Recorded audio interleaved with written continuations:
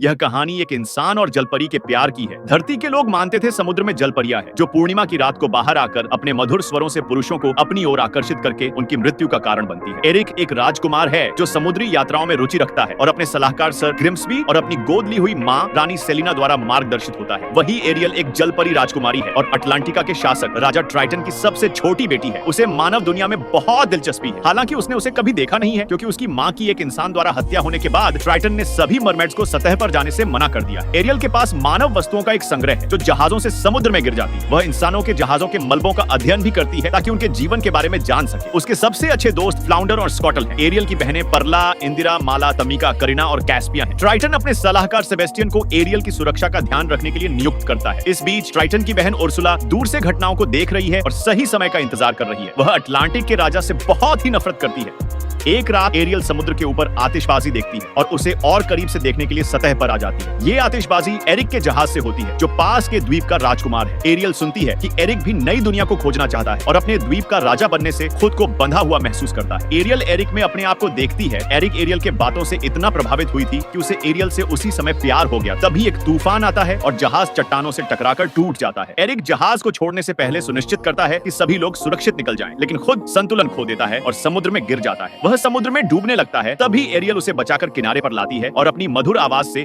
उसकी जान बचाती है। तभी वहां पर एरिक के सैनिक उसे ढूंढते हुए आ जाते हैं, जिसे देखकर एरियल वहां से भाग जाती है। उर्सुला यानी कि एरियल की बुआ, जो एक चुड़ैल है, इस सब को अपने जादुई गोले से देखती है और ट्राइटन से उसका त्रिशूल वापस लेने की कसम खाती है। उसे पता है कि जल्द ही एरियल ट्राइटन से नाराज हो जाएगी और उसकी चालों में फंस जाएगी। सेबेस्टियन एरियल को समुद्र की अद्भुत चीजों के बारे में बताने की कोशिश करता है ताकि वह मानव दुनिया में जाने की अपनी इच्छा छोड़ दे, लेकिन सेबेस्टियन यह अंदाजा नहीं लगा पाता कि एरियल पहले ही एरिक से प्यार कर बैठी है। इस बीच एरिक उस महिला को खोजने के लिए बेचैन है जिसने उसकी जान बचाई थी। रानी सेलिना द्वीप के पास बढ़ती जहाज दुर्घटनाओं से चिंतित है और एरिक को आगे की यात्राओं से रोक देती है। एरियल के व्यवहार को देखकर ट्राइटन सेबेस्टियन से पूछताछ करता है। सेबेस्टियन बताता है कि उसने एक इंसान को बचाया है। गुस्से में ट्राइटन एरियल की गुफा में जाता है और उसका सामना करता है और एरियल से सप्ताह पर न जाने की कसम मांगता है। जब एरियल सतह पर वापस न जाने की कसम खाने से मना कर देती है तो ट्राइटन उसके सभी मानव वस्तुओं के संग्रह को नष्ट कर देता है।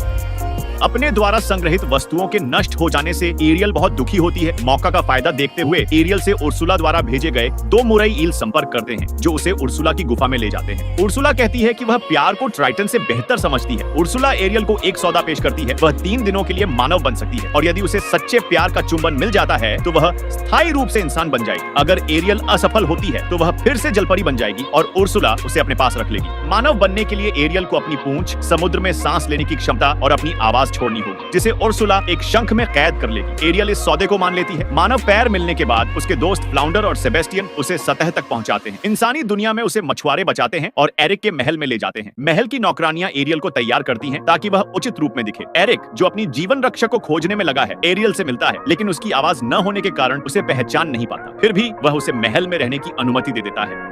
महल में घूमते हुए एरियल एरिक के संग्रह को देखती है जिसे उसने अपनी यात्राओं से इकट्ठा किया है। एरियल को एरिक का संग्रहालय बहुत पसंद आता है। उसके बाद से एरिक और एरियल साथ समय बिताने लगते हैं, जहां एरियल उसे समुद्र के बारे में अपने ज्ञान से प्रभावित करती है और एरिक उसे मानव दुनिया के बारे में बताता है। अगले दिन एरिक एरियल को अपने राज्य की सैर करवाता है। स्कैटल और सेबेस्टियन दोनों उनकी मदद करने की कोशिश करते हैं ताकि वे एक दूसरे को चूम सके, क्योंकि एरियल के एरिक को किस करने के बाद ही एरियल की आवाज वापस आ सकती थी और तभी वह एरिक को बता सकती थी कि वह वही लड़की है जिसने उसकी जान समुद्र में डूबने से बचाई थी। जैसे ही वह एक दूसरे को किस करने वाले थे, उर्सुला के ईल्स उनकी नाव को पलट देते हैं। एरियल और एरिक के प्यार को देखकर गुस्से में उर्सुला खुद को इंसान में बदलकर एरियल की आवाज से एरिक को वश में कर लेती है और एरिक को विश्वास दिला देती है कि वह वही लड़की है जिसने उसकी जान बचाई। मजबूरी में एरिक एरियल को छोड़कर वनेसा, जो उर्सुला का मानव रूप से सगाई करने का फैसला करता है। अगले दिन एरियल को पता चलता है कि एरिक वनेसा से सगाई करने वाला है, जिससे वह बहुत दुखी होती है और एरिक को छोड़कर समुद्र में चली जाती है। स्कटल एरियल को बताता है कि वनेसा वास्तव में उर्सुला है।